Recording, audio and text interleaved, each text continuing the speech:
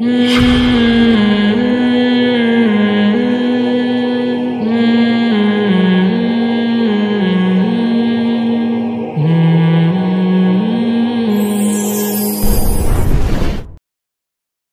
ہیں فَإِذَا جَاءَتِ الصَّاخَّةُ، اللہ کہتے ہیں یہ دنیا کا نظام چل رہا ہے، بارشیں برس رہی ہیں، کھا رہے ہو، موج مستیاں کر رہے ہو، لیکن یہ ہمیشہ ایسا نہیں رہے گا، ایک وقت آئے گا اس کائنات کو تباہ کر دوں گا۔ پھر کیا ہوگا؟ ابھی تو یہ ہوتا ہے کہ کھانے کی پلیٹ پر بیٹھے ہیں، یار مفتی صاحب کدھر ہیں؟ یار اعتکاف والے یہی کہہ رہے ہوتے ہیں، مفتی صاحب کدھر شارٹ ہو گئے، یار نعیم بھائی کو بلاؤ، رفیع بھائی کدھر غائب ہو گئے، یار وہ اکرم بھائی کو بلاؤ، یار وہ اعتکاف میں فلاں کو بلاؤ، یار میرا بچہ گھوم رہا ہے اس کو بھی بلاؤ، چلو آج وہ بھی اچھا کھا لے۔ ایک آدمی کسی کے یہاں مہمان گیا نا تو میزبان نے کہا کھا لیں، اس نے کہا نہیں کہنا کبھی اچھا بھی کھا لیا کرو یار، کھا لو آج۔ بعض لوگ نا مہمان کی بڑی بے عزتی کرتے ہیں، کبھی اچھا بھی کھا لیا کرو، آج کھا لو۔ تو اللہ کہتے ہیں ابھی تو سب مل جل کے کوشش کر رہے ہوتے ہیں کھانے کی، کھانے کے دسترخوان پہ بلا رہے ہوتے ہو، ابھی تو ایگزامینیشن ہال ہے، کھانے پینے کا ٹائم ہے، حساب کا ٹائم نہیں ہے۔ لیکن یہ جو کھا رہے ہو نا، جب اس کے حساب کا ٹائم آئے گا پھر ایک دوسرے کو بلا نہیں رہے ہوگے بلکہ ایک دوسرے سے بھاگ رہے ہوگے۔ اس کی مثال ایسے جیسے چار آدمی ہوٹل پہ کھانا کھانے کے لیے چلے گئے، چار بندے کہاں چلے گئے؟ ہوٹل، بہترین کھانا کھایا، بہت مہنگا۔ جب بھی ہوٹل والا کہہ رہا ہے یہ آپ کا کون ہے، یہ میرا ماموں ہے، یہ میرا بھائی ہے، یہ میرا داماد ہے، یہ میرا بہنوں، یہ جو بھی ہے رشتے ہیں بڑے کلوز۔ آخر میں جب اس نے بل مانگا، بہت اچھی بات ہے کہ جب جیب میں ہاتھ ڈالا تو پیسے چاروں میں سے کسی کی جیب پہ بھی نہیں ہے۔ اس کے بعد ایک ایک کھسکنا شروع ہوگا کہ نہیں ہوگا؟ پھر ہوٹل والے کہے یہ تیرا کیا ہے؟ بولے یہ بھاڑ میں جائے، مجھے کیا پتا میرا کیا ہے، میں تو اس کو جانتا نہیں ہوں، یہ تو مجھے لے آیا تھا کھانا کھلانے، یہ لے کر آیا تھا مجھے کھانا کھلانے، میرا تو کوئی ارادہ نہیں تھا، یہ لایا اس سے پوچھو۔ ہوٹل والا بول رہے تمہارا لگتا کیا ہے؟ بھائی میرا کچھ بھی نہیں لگتا یار، یہ تو ویسے ہی ایک بندہ تھا، کیونکہ اگر کہہ دیا نا بھائی لگتا ہے تو کہہ گا بھائی ہے تو پھر یا تو اس کو پکڑوں گا یا تجھے پکڑوں گا، تو بھی تو بھائی ہے نا اس کا۔ فوراً نیتیں بدلیں گی کہ نہیں بدلیں گی؟ یہی حال قیامت کے دن ہوگا۔ اللہ کہتے ہیں اس وقت ایسا نہیں ہوگا کہ اس کو ابھی تو کھانے کا ٹائم ہے تو اس کو بھی بلاؤ، اس کو بھی بلاؤ، اس کو بھی بلاؤ، جب حساب دینے کا ٹائم آئے گا نا پھر اللہ کہیں گے اس کو پکڑ، میرا اس سے کوئی تعلق نہیں ہے۔ یوم یفر المرء من اخیہ، اللہ کہتے ہیں اس دن اپنے بھائی سے بھاگے گا انسان، وامہ وابیہ، اپنی ماں سے بھی دور بھاگے گا، اپنے باپ سے بھی دور بھاگے گا، وصاحبتہ، اپنے ساتھ رہنے والی بیوی سے بھی دور بھاگے گا۔ اس سے پتہ چلتا ہے کہ بیوی دنیا میں کہاں رہتی ہے؟ ساتھ رہتی ہے، اس کو ساتھ ہی رکھنا چاہیے۔ وہ آگے کہا کہ وبنیہ، اپنے بیٹوں سے، لکل امرئ منہم یومئذ شأن یغنی، اے اللہ اتنے قریبی رشتوں سے ہم دور کیوں ہو جائیں گے؟ اللہ نے کہا ایسی حالت ہر شخص کی ہوگی جو اسے دوسرے سے بے پرواہ کر دے گی، اتنی سخت تکلیف میں ہوگا انسان، اتنی ٹینشن میں ہوگا کہ نفسی نفسی، بس مجھے میری فکر ہے۔ قرآن میں نا بڑے سخت الفاظ ہیں میدان حشر کے لیے، یجعل الولدان شیبا، اللہ کہتے ہیں وہ ایسا دن ہے جس کی سختی بچوں کو بوڑھا کر دے گی، ایسا سخت دن آنے والا ہے حساب و کتاب کا۔ آگے اللہ فرماتے ہیں وجوہ یومئذ مسفرہ، لیکن کچھ چہرے ایسے ہوں گے اس دن روشن ہوں گے، ضاحکۃ مستبشرہ، ہنس رہے ہوں گے، ان کے چہروں سے خوشی کے آثار ٹپک رہے ہوں گے، ووجوہ یومئذ علیہا غبرہ ترہقھا قطرہ، بہت سے چہروں پر سیاہی ہوگی، ذلت ہوگی، اولئک ھم الکفرۃ الفجرہ، یہ وہ لوگ تھے جنہوں نے کھایا ہمارا مگر ہماری مانے نہیں، ان کے چہروں پہ سیاہی ہوگی۔ قرآن میں یہ بھی ہے، جیسے سورہ واقعہ میں ہے نا، خافضۃ الرافعہ، بہت سے لوگ دنیا میں ذلیل سمجھے جاتے ہیں، آخرت میں کیا ہوں گے؟ بہت عزت دار۔ بہت سے یہاں بڑے عزت دار سمجھے جاتے ہیں، آخرت میں کیا ہوں گے؟ ذلیل ہوں گے۔ تو میرے بھائی یہاں کی عزت اور یہاں کی ذلت، اس کو زیادہ لفٹ بولو نہیں کرائے، یہ لفٹ کرانے کی چیز نہیں ہے۔ اور کمال کی بات یہ ہے کہ جو یہاں عزت کے پیچھے بھاگتا ہے ملتی اس کو نہیں ہے عزت۔ جو بہت سے عزت دار لوگوں کو سمجھتے ہیں نا بڑی عزت مل گئی ان کو، بھائی یہ صرف پروٹوکول ملنا الگ چیز ہوتی ہے، عزت ملنا الگ چیز ہوتی ہے۔ پروٹوکول الگ چیز ہے، پروٹوکول تو انسان مجبوری میں دے رہا ہوتا ہے, دل میں نفرت ہوتی ہے, بڑا ہی نالائق آدمی ہے, لیکن پروٹوکول ہے بھائی میں پروٹوکول آفیسر ہوں تو مجھے تو حضرت صاحب کو پروٹوکول دینا ہے. ایئرپورٹ پہ نا ایک پروٹوکول آفیسر ہوتا ہے نا, تو بعض دفعہ وہ ایسے کو بھی پروٹوکول دے رہا ہوتا ہے جو اس سے قرضہ لے کے بھاگا ہوا ہوتا ہے, جس کو وہ تلاش کر رہا ہوتا ہے کہ کہیں ملے تو میں اس کو چھوڑوں گا نہیں, لیکن ڈیوٹی ہے تو اس کو بھی پروٹوکول, اور کہہ رہا ہوتا ہے بیٹا تو واپس آ ذرا, تنہا اکیلے میں کبھی چھاؤں میں مل تو میں دیکھ تیرے ساتھ کیا کرتا ہوں. تو میرے بھائی اصل عزت کہاں کی ہے؟ آخرت کی عزت ہے. ذلت بھی کہاں کی ہے؟ آخرت کی. اس سے اللہ کی پناہ مانگا کرو, ایک دعا مانگا کرو لازمی, اللہم انی اعوذ بک من خزی الدنیا والآخرہ, اے اللہ میں تیری پناہ مانگتا ہوں دنیا کی ذلت سے بھی اور آخرت کی ذلت سے بھی. 2-3 دعائیں میں آج آپ کو بتا دیتا ہوں, تاخرات میں وہ دعائیں مانگنی ہیں آپ نے. ایک دعا ہے اللہم اجعل وساوس قلبی خشیتک وذکرک واجعل ہمتی وہوایا فیما تحب وترضا.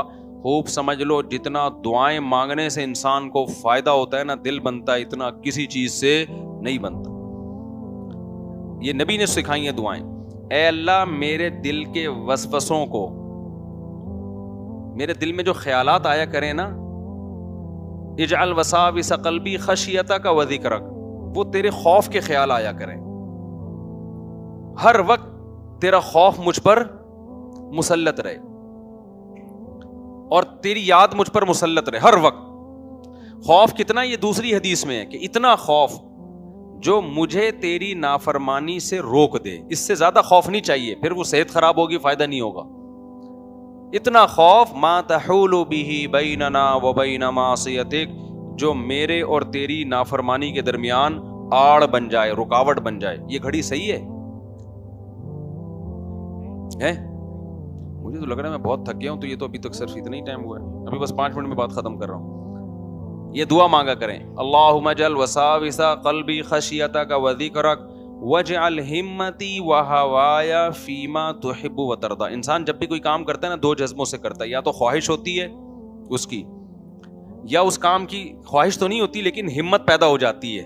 کام مشکل ہوتا ہے لیکن ہمت پیدا ہو جاتی ہے, ارادہ ہو جاتا ہے.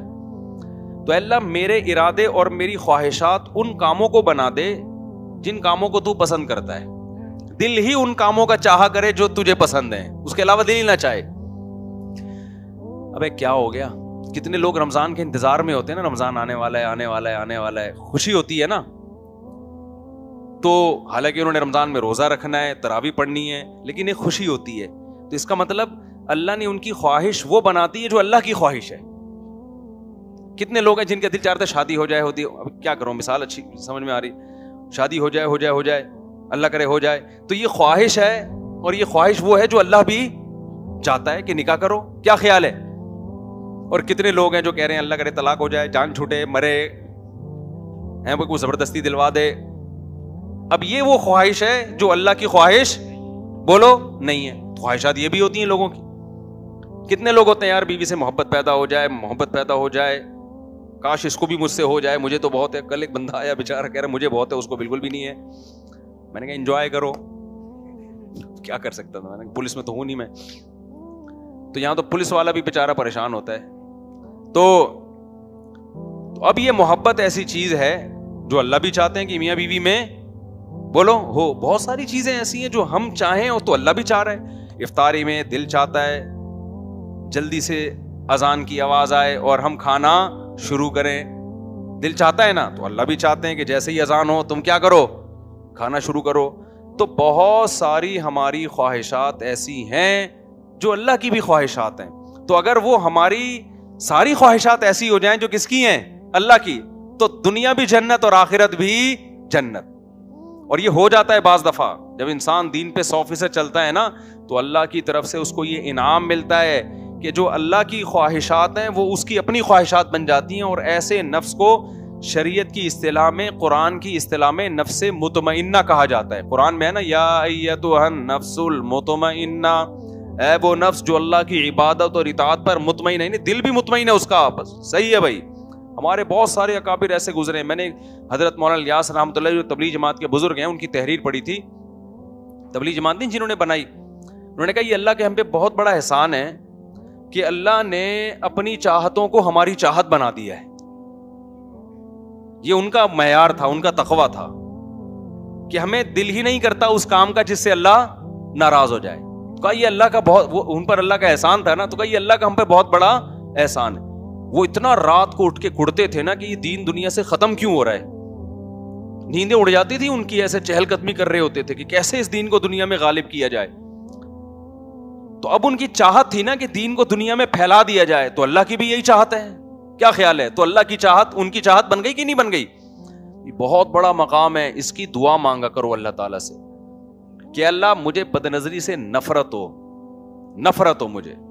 جب ایک حد تک انسان دین پہ چلتا ہے تو اس کو ان چیزوں سے نفرت آہستہ آہستہ ہونا شروع ہو جاتی ہے. یہ مقام بہت کم لوگوں کو ملتا ہے. زیادہ تر کو تو یہی ہے کہ دل تو بہت چاہ رہا ہے دیکھنے کا لیکن نہیں دیکھ رہے, تو یہ بھی بڑی بات ہے یار, نہیں دیکھ رہے, ثواب مل رہا ہے آپ کو. دل چاہ رہا ہے لیکن نہیں دیکھ رہے. لیکن ایک مقام ایسا آتا ہے کہ برائی کا دل ہی نہیں چاہتا. ہمارے حضرت فرمایا کرتے تھے اپنے بارے میں کہ کسی نامحرم پہ میری نظر پڑتی ہے تو مجھے نظر جھکانی نہیں پڑتی, ارادہ کر کے آٹومیٹیکلی جھکتی ہے, آٹومیٹیکلی. پھر فرمایا کرتے تھے اللہ نے نا ہر غیرت مند کی آنکھوں میں کچھ اسپرنگ لگائے ہوئے ہیں, کچھ کہ جیسے ہی غیر محرم کی طرف آنکھ اٹھتی ہے تو وہ آٹومیٹیکلی جھکتی ہے. لیکن فرمایا کہ جو غیرت لیس لوگ ہیں نا وہ آنکھیں پھاڑ پھاڑ کے دیکھ کے نا وہ اسپرنگ خراب کر دیتے ہیں اپنے. سمجھ رہے ہو, وہ دیکھ دیکھ کے کیا کرتے ہیں, اسپرنگ ہی خراب ہو جاتی ہے, فطرت سے ہی ہٹ جاتے ہیں. لیکن بہرحال نیچر تو یہی ہے کہ مرد جب عورت کو دیکھے گا تو دیکھنے کا دل کرے گا, جھکائے گا تو ثواب ملے گا اس کو. لیکن ایک مقام تقوی کا ایسا آتا ہے اللہ کی فرما برداری کر کر کے کہ نافرمانی سے نفرت ہونا شروع ہو جاتی ہے. تو یہ مقام اللہ سے مانگا کرو. وجعل ہمتی وہوایا فیما تحب وترضا. رشتہ جوڑنے کا دل کرے, رشتہ داری توڑنے کا دل نہ کرے. نماز پڑھنے کا دل کرے, چھوڑنے کا دل نہ کرے. تو یہ عادت ہو جائے, نور لنا نور. اچھا دیکھو اس پہ ایک اشکال ہوتا ہے کہ حدیث میں آتا ہے جو قرآن اٹک اٹک کے پڑھتا ہے اس کو دگنا ثواب ملتا ہے. تو جب ہماری چاہتیں ہی بن جائیں گی برائی سے بچنا, تو پھر برائی چھوڑنے کا ثواب کیسے ملے گا ہمیں؟ بھائی ثواب تو اس لیے ملتا ہے نا کہ ہم اپنی خواہشات کے خلاف چلتے ہیں. تو دیکھو ثواب بالکل ایک الگ چیز ہے اور درجات کی بلندی ایک الگ چیز ہے. جو قرآن اٹک اٹک کے پڑھتا ہے, پڑھنا آتا نہیں ہے پھر بھی پڑھتا ہے, مشکل ہوتی ہے, ثواب ڈبل ملتا ہے. لیکن مقام اللہ کی نظر میں اسی کا زیادہ ہے جو قرآن کو پڑھنا جانتا ہے. اگرچہ اس کو ثواب کم مل رہا ہے کیونکہ اس کو وہ مشکل نہیں ہو رہی, تو مشکل کا جو اضافی ثواب ملتا ہے وہ نہیں مل رہا اس کو. لیکن مقام کس کا زیادہ ہے؟ اس کی دنیا میں مثال ایسی ہے, بعض دفعہ ایک آدمی بزنس کر کے کروڑوں روپے کما رہا ہوتا ہے لیکن گورنمنٹ کی نظر میں اس کی ویلیو نہیں ہوتی. ویلیو 22ویں گریڈ کے آفیسر کی ہوتی ہے. آئی بات سمجھ میں؟ جب کوئی عہدہ دیا جائے ہوتا ہے یا کوئی پالیسی بنائی جاتی ہے یا پروٹوکول دیا جاتا ہے تو 22ویں 21ویں گریڈ کے آفیسر کو تو دیا جائے گا, اس تاجر کو نہیں دیا جائے گا. سمجھتا ہے کہ نہیں سمجھتا؟ تو مرتبہ اللہ کے ہاں مرتبے کی ویلیو نیکیوں سے زیادہ ہے. مرتبہ کس کا زیادہ ہوگا قیامت کے دن؟ تو اسی طرح خوب سمجھ لو. تو یہ اللہ سے یہ دعا مانگا کرو کہ اللہ ہماری خواہشات کس کو بنا دے, جو تیری خواہش ہے وہ ہماری خواہش بن جائے. اس میں پھر 4 شادیاں خود بخود آ جائیں گی. آگے چلتے ہیں ہم. دوسرا نبی صلی اللہ علیہ وسلم نے بڑی پیاری دعا سکھائی ہے, وہ بھی یاد کر لو. بس ایک دعا بتا کے نا, 2 دعائیں بتا کے میں بیان ختم کرتا ہوں. اللہم اجعل حبک احب الاشیاء الی. اس دعا کو مانگنے میں بڑا مزہ آتا ہے. اے اللہ اپنی محبت کو میری نظر میں تمام محبتوں سے زیادہ محبوب بنا دے. مجھے سب سے زیادہ فکر مل جائے, باقی ساری محبتیں ختم نہیں کرنی ہے, کم اپنی محبت سے کم رکھنا.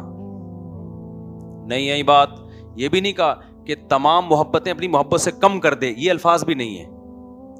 بھائی بعض محبتیں ایسی ہوتی ہیں ہم نہیں چاہتے کہ کم ہو. باپ سے محبت, ماں سے محبت, بعض دوست ایسے ہوتے ہیں ہم نہیں چاہتے ان سے دوستی کم ہو. بیوی سے محبت, بچوں سے محبت, تو کم تو نہیں کرنی چاہیے نا.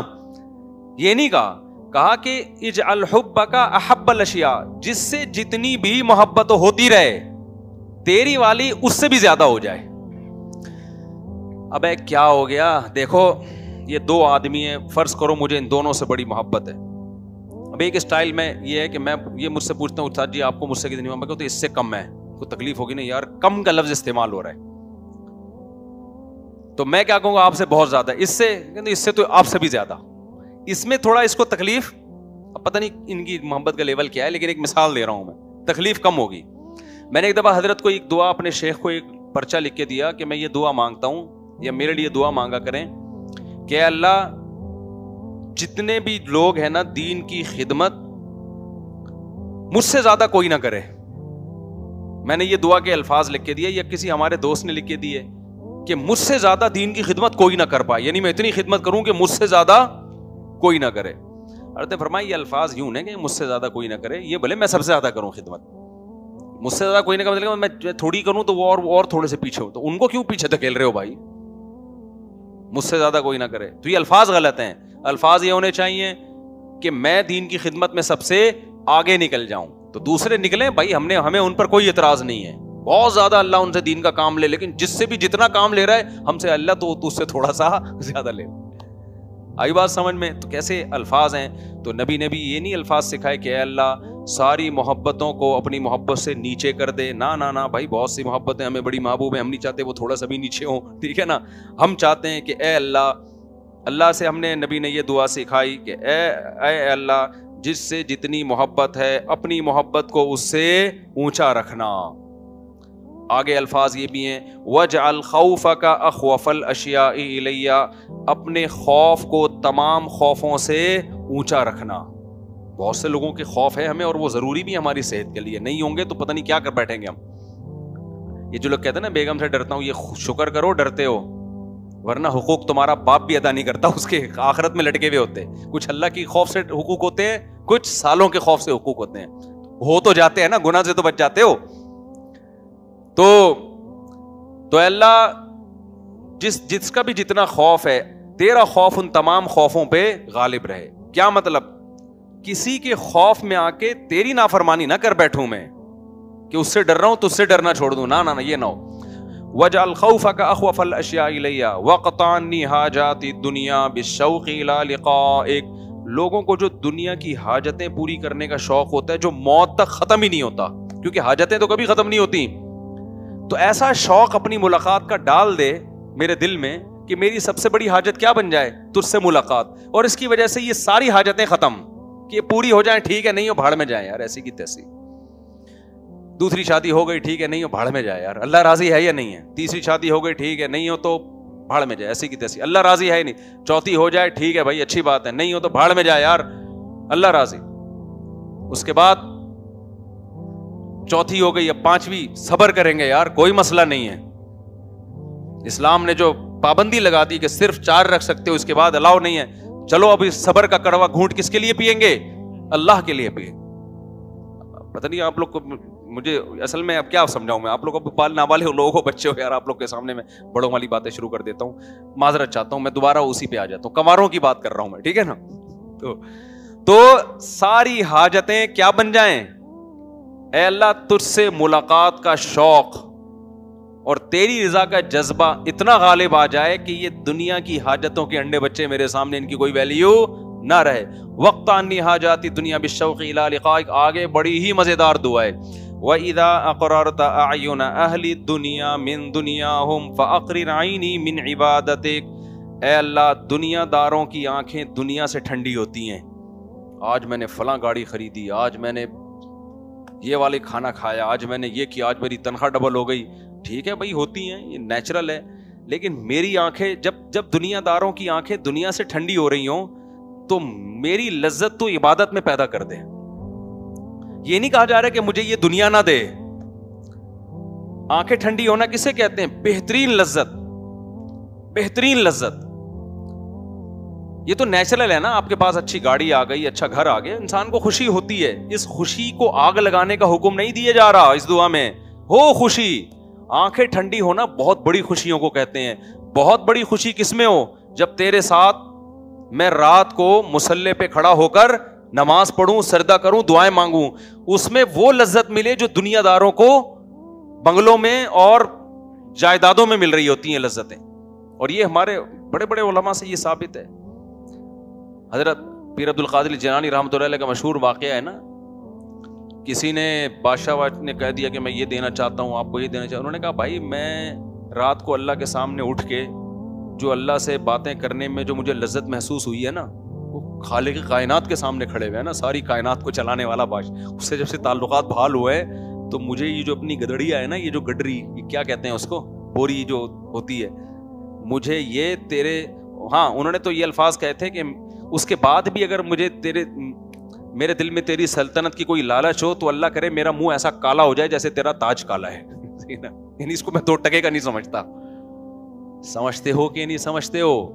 تو یہ نہیں کہا جا رہا کہ یہ چیزیں 2 ٹکے کی ہیں، یہ مقابلے میں کہ اللہ کی محبت اور اللہ کے سامنے کھڑے ہونے کی لذت، اس کے مقابلے میں 2 ٹکے کی ہیں. بہرحال کیونکہ ٹکے ٹکے کے لوگ نا مجھ پہ اعتراض شروع کر دیتے ہیں، ادھر بیان تو اللہ کی محبت پہ کر رہے اور ادھر نہاریاں پھوڑی جا رہی ہیں. تو ٹکے ٹکے کے لوگوں کو میں بتانا چاہ رہا ہوں کہ یہ جو 2 ٹکے کی مثال دی گئی ہے، یہ اللہ کی محبت کے مقابلے میں دی گئی ہے. اللہ کے محبت کے مقابلے میں میرے بھائی نلی نہاری اور جاوید نہاری کیا ہے؟ واقعی 2 ٹکے کی نہیں ہے. تو ٹکے ٹکے کے لوگوں کمنٹس کر رہے ہوتے ہیں، ان کو سمجھانا پڑتا ہے. اچھا آگے چلتے ہیں. وقت انی حاجاتی دنیا بالشوق الی لقائک واذا اخررت اعین اہل دنیا من دنیاہم فاخرج عینی من عبادتک. اور ایک آخری دعا، بس اردو میں یاد کر لو اس کو، بے شک عربی میں نہیں. اللہم اقسم لنا من خشیتک ما تحول به بیننا وبین معصیتک. اے اللہ اپنا اتنا خوف دے دے کہ جو میرے اور تیری نافرمانی کے درمیان دیوار بن جائے. دل چاہے بھی گناہ کی طرف جانے کا، تیرا خوف مجھے اس گناہ سے روک لے. اس سے زیادہ نہیں، کیونکہ فائدہ نہیں اس سے زیادہ خوف کا. بعض صوفی ہوتے ہیں نا، ہر وقت ڈر ڈر کے ہڈیوں کا ڈھانچہ بنے ہوئے، کسی کام کے نہیں ہوتے. وہ کوئی کام کے رہتے ہی نہیں نا، سوسائٹی پہ بوجھ بن جاتے ہیں. تو بوجھ تھوڑی بننا ہے ہم نے، ایک اچھی ہنسی خوشی والی زندگی گزارنی ہے. لیکن خوف اتنا ہو کہ یہ خوشیاں اتنے زیادہ فری نہ ہو جائیں کہ برائیوں کی طرف جانا شروع کر دیں. ایسی لائف نہیں چاہیے ہمیں. آگے اقسم لنا من خشیتک ما تحول به بیننا وبین معصیتک ومن طاعتک ما تبلغنا به جنتک. اپنی اطاعت کا اتنا جذبہ جو جنت تک پہنچا دے. جو کہاں تک پہنچا دے؟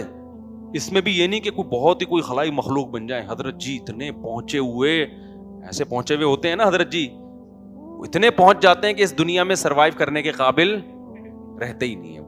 بہت ہی کچھ خلائی مخلوق بن جاتے ہیں. تو بھائی اے اللہ اتنی اطاعت، کیونکہ اس دنیا میں بھی تو رہنا ہے نا. زیادہ ہی کچھ صوفی بن گئے عجیب سے تو پھر ادھر کا کسی کام کا نہیں رہتا آدمی. ایک صحابی کی شادی ہوئی نا، تو دلہن بیٹھی ہوئی ہے، وہ دلہن کمرے میں آئی اور مصلی پہ نیت باندھ کے کھڑے ہو گئے. دلہن دیکھ رہی ہے بھائی نہ میرے سے بات کر رہے ہیں نہ بیٹھ رہے ہیں. ان کے دل میں اللہ کی محبت اتنی، ان کو دلہن سے زیادہ اللہ کی طرف رغبت. پوری رات تہجد میں گزار دی. دلہن نے کہا چلو صبح بیٹھیں گے، صبح روزہ، سحری میں روزے کی نیت. چند دن گزر گئے، پوری رات تہجد، سارا کیا یار تقویٰ بہرحال خاندانی تھا یا نہیں تھا. یہ نہیں کہ کوئی بیماری تھی ان کو، اللہ کا خوف، اللہ کی محبت. تو ان کی زوجہ نے جا کے نبی سے شکایت کی کہ یا رسول اللہ ان کو ہم میں کوئی رغبت نہیں. پھر آپ نے ان کو بلا کے پوچھا کیا مسئلہ ہے؟ تو انہوں نے بتایا کہ بس اللہ کی عبادت میں، آخرت میں. تو پھر آپ نے فرمایا تم پہ تمہاری زوجہ کا بھی حق ہے، اپنی جان کا بھی حق ہے، اس طرح صحت بھی خراب ہو جائے گی. پھر صحابی کو کی طبیعت میں اعتدال پیدا ہوا. لیکن اس سے بہرحال صحابہ کے تقوی کا معیار کا پتہ چلتا ہے. یہ پتہ چلتا ہے کہ کس قدر. ایک تابعی تھے نا، ان کا میں نے واقعہ سنا، بھی نام بھول گیا ان کا. ان کے جب شادی ہوئی نا تو دلہن کا کمرہ سجایا گیا. پہلے یہ ہمیشہ سے سجدہ آ رہا ہے، بعض لوگ کچھ زیادہ مسالہ لگ جاتا ہے، سادگی سے شادی کر رہے ہیں، کنٹینر میں رخصتی ہو رہی ہے بالکل نا، یعنی کنٹینر ٹائپ کا کمرہ کہ جتنا پھول لگانے ہیں نا وہ. ابے اتنا ایسا بھی نہیں ہے بھائی. جب ایک شادی ہو رہی ہے تو کپڑے تو اچھے پہنو.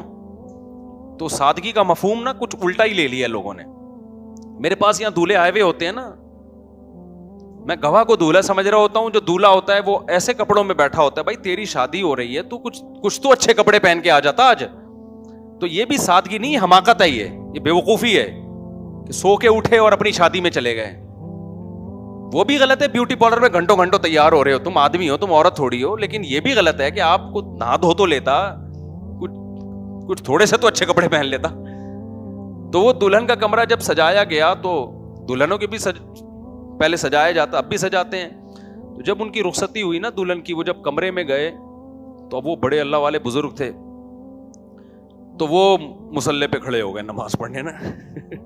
دلہن پہ نظر پڑی اور وہ پہلے زمانے کی خوشبوئیں بڑی اچھی ہوتی تھی. اب تو پتہ نہیں الکوہلک جو اسپرے آ رہے ہیں نا, انہوں نے نزلے کے مریض بنانے کے علاوہ اور سر سے جمے ہوئے نزلے نکالتی ہیں. یہ کام میں بہت اچھی خوشبوئیں عرب لوگ ٹائٹ استعمال کرتے ہیں. عربوں, دبئی اور عربوں کے شیخ جو ہے نا, وہاں سے خوشبوئیں منگوایا کرو. تم لوگ انگریزوں سے خوشبو منگواتے ہو, الکوہلک خوشبوئیں. عربوں کی خوشبو استعمال کرو, پھر تمہیں دماغ معطر ہوگا تمہارا. وہ ان کی جو دھنیاں ہوتی ہیں خوشبوؤں کی, بڑی مزے کی ہوتی ہیں. تو خوشبو بھی بڑی اچھی ہوتی تھی. اب وہ کمرے میں گئے تو وہ مسلح, ان کی دلہن تھی, وہ بھی کوئی اللہ والی بزرگ تھی. انہوں نے 1-1.5 گھنٹہ انتظار کیا, وہ بھی کھڑی ہو گئی مسلح پہ. چلو بھائی, اب دونوں دلہا دلہن کیا کر رہے ہیں؟ نماز پڑھ. تو صبح جو تھی نا, وہ جیسے رشتے دار ملنے آتے ہیں نا دلہن سے, ان کے بھائی آئے اور لوگ آئے خاتون کے کہ بھائی آپ نے شوہر کو کیسا پایا. انہوں نے کہا ابھی تک نماز سے فرصت ملی نہیں ہے.